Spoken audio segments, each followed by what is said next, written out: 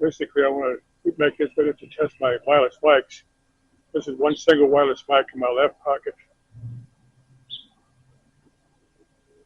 I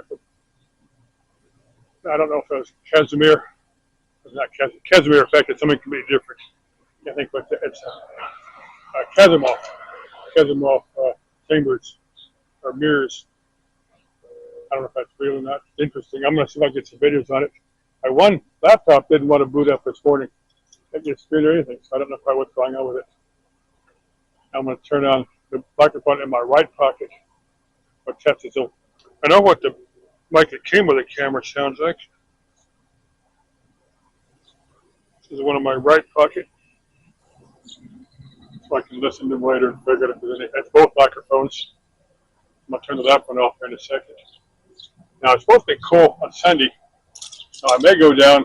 I'd like to go down and hike, just get see what's down there.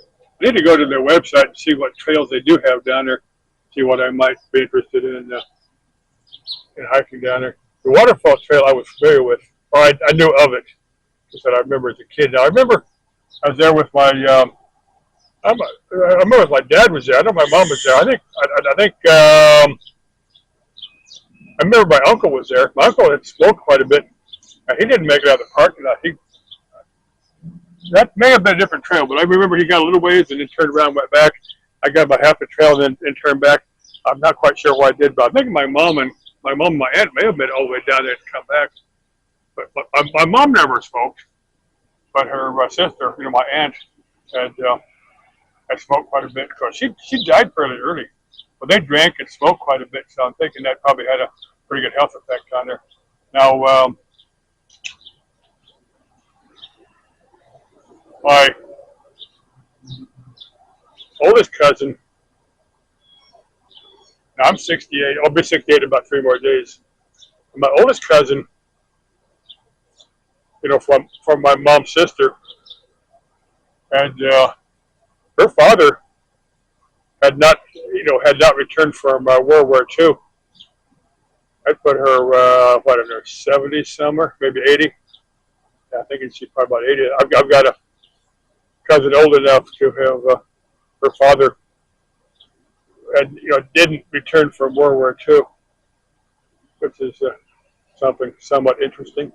Now let me turn off the left mic.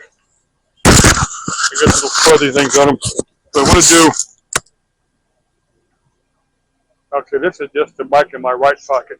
I'm going to leave them in my pocket so I know which is which and see if there's any major difference in it. Well, that Jeep going around and it's come back as a Jeep pickup. Yeah, that's him. Kind of that's a red one. That's a Jeep. I don't know what you call that model. I might get him as he goes around. That's somebody else. There's one that I see here quite a bit. A Jeep pickup I see in town. I don't know who owns them. I just see him. One chick. I'm pretty sure that we're having some form of astral sex.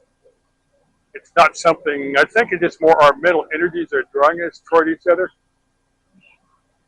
It's not necessarily that we ever share anything physical, but we can just kind of enjoy that part of ourselves that exists in the astral plane. I'll say it that way.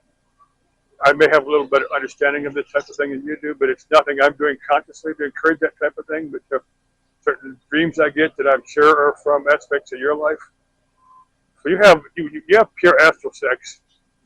You're sharing yourself on a pure soul level, total like what Spock would say when he would mind meld. And I'm pretty sure that mind meld is whoever science fiction writer. There's several things on Star Trek that had obviously the person was very spiritual, understood that. But I'm thinking that's in Spock with mind meld, it's a terrible lowering of personal defenses. And when you have actual sex with somebody, you're sharing your soul with them on a pure. But you probably have no conscious memory of it. I'm not saying that's a bad thing. I'm just saying that's the way things work. I'm just saying our mental energies are drawing us toward each other. Okay, I connected my mic test. Got my thoughts for the day down. Bye bye.